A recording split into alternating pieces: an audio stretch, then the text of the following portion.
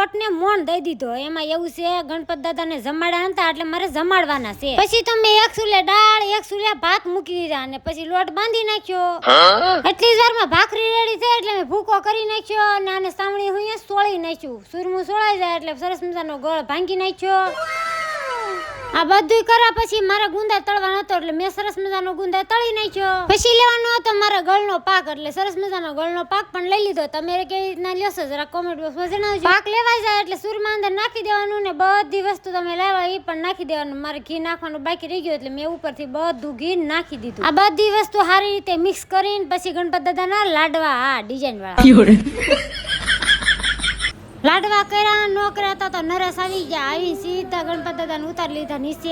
ગણપત દાદાને ગૌમૂત્ર થી નવરાવાના છે, દૂધે નવરાવાના છે. બધું કામ પતાવીને પછી નરેશે ગણપત દાદાને સિંદોર કરી નાખ્યો. અરે સરસ મજાના બિહાર દીધા અને ગણપત દાદાને જમાડી દીધા.